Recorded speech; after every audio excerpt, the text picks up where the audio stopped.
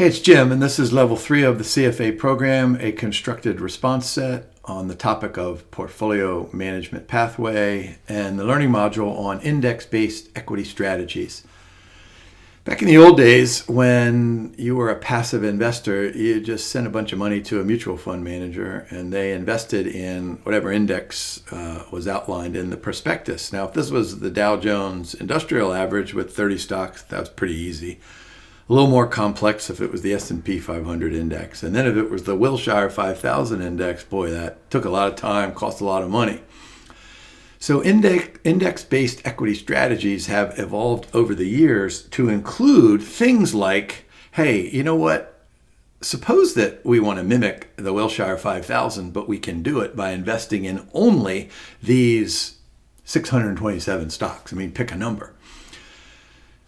So that evolution tried to improve efficiency, tax and otherwise, and lower costs, but it also carried with it a cost and introduced this concept of tracking error. So we cover these 3 learning outcome statements in this essay number 1. And of course, the beginning of this learning module discusses the rules-based strategy, which was like the old-time passive investing. And then the factor-based index investing, and that's kind of like the result of the evolution. So we'll kind of combine all that stuff here inside of this essay. All right, so let's take a look at Michael Hamilton. He meets with Julia Santos, Global Wealth Partners. Let's see, 8.2 million euros from his company's retirement plan, which has underperformed while charging high fees. Okay, so right off the bat, we don't like that stuff. Hamilton will split his retirement between Spain and UK, so just skip down to the bottom. You should automatically think there, okay, we need to worry about currency risk. He's got a pension, he's got some real estate income, cover basic expenses, but he's probably got, some long-term goals that he wants to achieve. Part of achieving those goals is to have minimal tracking error. So there we don't need this.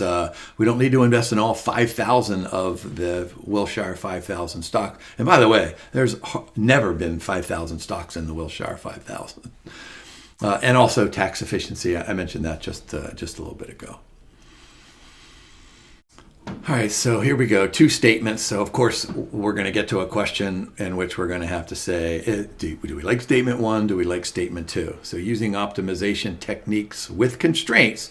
So that with constraints kind of a part there makes it sound like, okay, we're constraining it, and that'll result in lower transaction costs than full replication. Not quite sure we like that one completely. We'll address that in just a few minutes. Statement 2, cash drag can be effectively managed using futures contracts.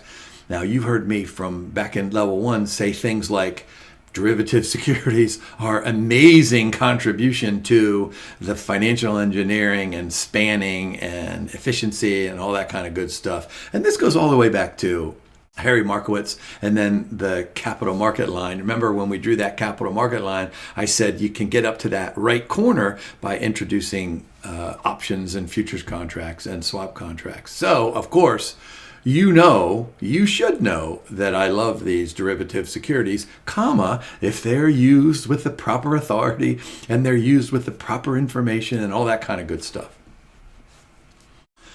All right, what does Hamilton want here? Mark cap, so big, large firms, dividend yields 3%, 5-year dividend growth, below market price volatility. All right, so you should be thinking along the following lines that if dividend yields are 4% and 5%, those are probably firms that have brand name product lines, which means that they have products that are in the mature stage, which probably means, not necessarily, but probably means that the standard deviation of the stock returns are probably less than average. So I would say that those bottom 3, and maybe even the top bullet point, they probably go hand in hand. All right, 3 ETF options for portfolios implementation. We've got the ETF 1, 2, and 3 down the left-hand column, and then we've got some indexes, and then some holdings right there. Morgan Stanley CI, 427 holdings. That sounds an awful lot like, we might not want full replication of that one. I mean, granted, it's not the Wilshire 5000, but still a lot of holdings in there. It's got the highest expense ratio, the lowest dividend yield, and the highest 3-year tracking error. So just by looking at this, we're probably going to rule that one out. Can you pick the one that we're going to, based on what we said back here? You probably already answered that question to yourself. All right, we've got a couple of different regions here: current weights, target weights, market returns, and portfolio returns. So what we're probably going to have to do is take the difference between those two and do some multiplication. We'll probably have to do that for tracking error, so we'll come back to that.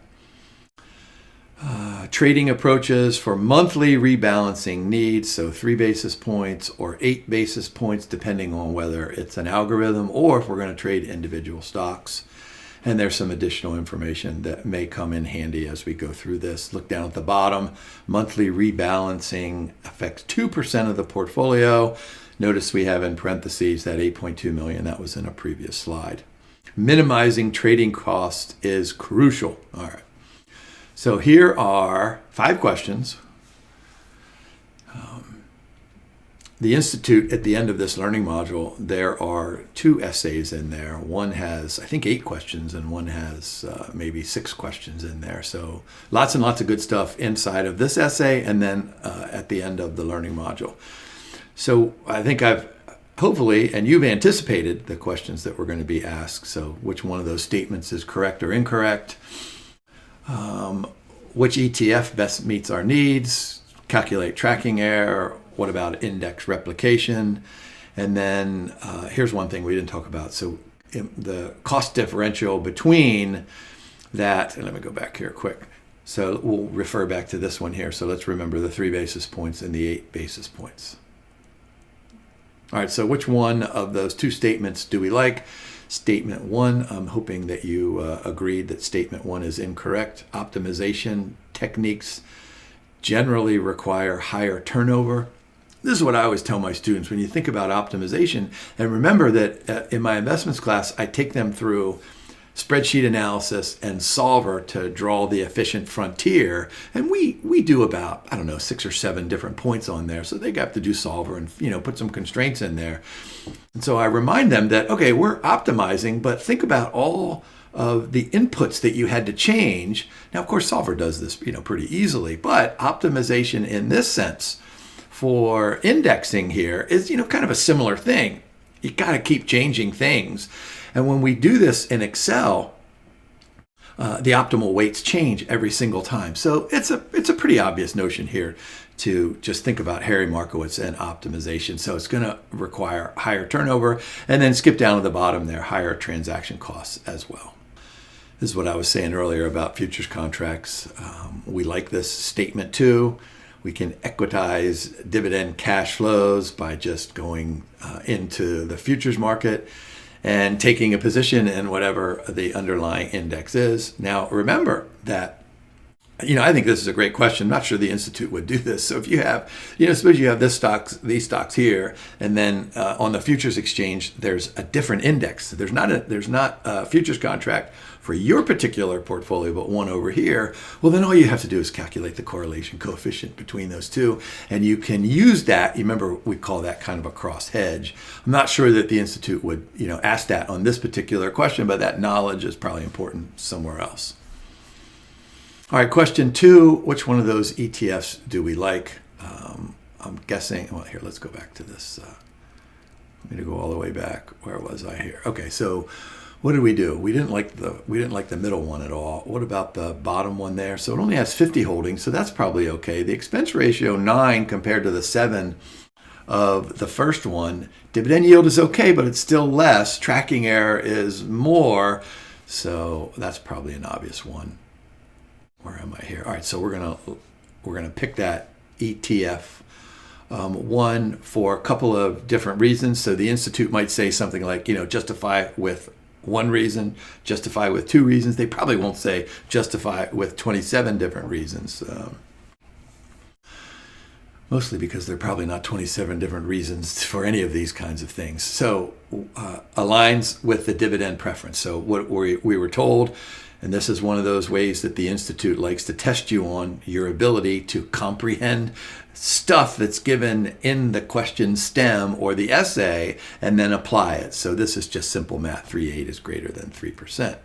But it has the lowest tracking error among those three. And remember that there was a sentence or two back in the essay that said something like, hey, we want to minimize fees, we want to improve tax efficiency, we want to do all that stuff. So the lowest expense ratio.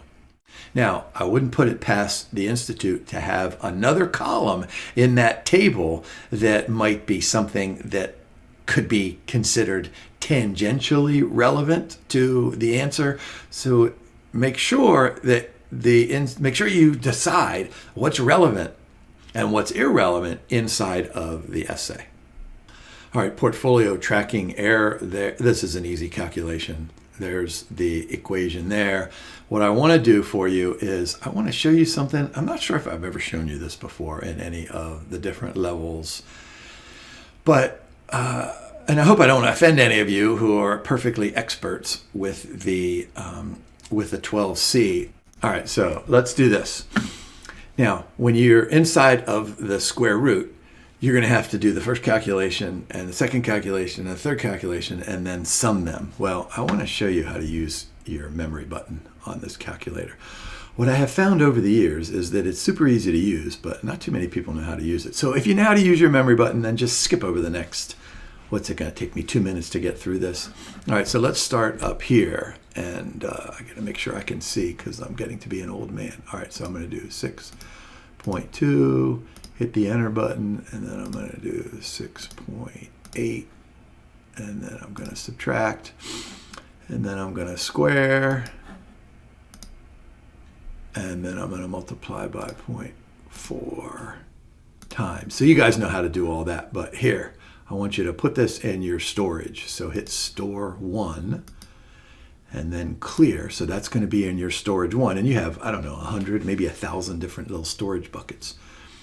So we cleared. So we'll do 5.1, enter, 5.4 minus, and I need to square that thing. And then 0.4 multiply. Now here's where you can add. So what was I saying earlier? You don't need to waste time writing down that first answer and the second answer and the third. What we're going to do is we're going to say recall 1, which was what we put in our storage bucket number 1, and then just add it. Now I can store that in my 1. That'll override it. And you can do store 2 or store 8 or whatever it is. And then we'll do the last one here, 4.8, enter, 4.9 minus, and then we'll square. And don't forget to square on the exam. Great day in the morning. Sometimes under the pressure, you're going to square. So watch this. I'm going to do recall 1 and just add. So there's the 3 numbers summed, so you don't have to look at on your scratch paper or whatever. And if you're like I am, you write a number down on your scratch paper and then you look back, you have no idea what that number is. So what do I need to do? I need to take the square root. So there you go, 0.427. All right, how about the fourth question? Which index replication method would be most appropriate? So what did I talk about earlier? Full replication, that has lots and lots of costs. Optimization, that has lots and lots of costs. So we're probably going to pick the stratified sampling. I mean, this one here is kind of the balance in between the two of full and optimization. So this is what I was talking about earlier about this evolution. So full replication is way too expensive and impractical for the Morgan Stanley index. The rebalancing costs of 2%, so that's going to make that stratified sampling more suitable, more efficient. That factors-based, and the Institute does a great job of explaining factors-based models in the beginning of this learning module, is that, boy, we need to be concerned about the sensitivity to the inputs and then the outputs. This is what I was saying earlier about when my students do the Harry Markowitz stuff.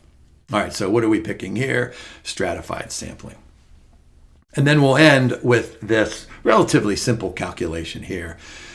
So what are we doing? We're taking the portfolio value, that was the 8.2, the rebalancing percentage, we were given that 2%. So that's a monthly 164,000. Multiply that by 12, so you get, what's that number? About almost $2 million.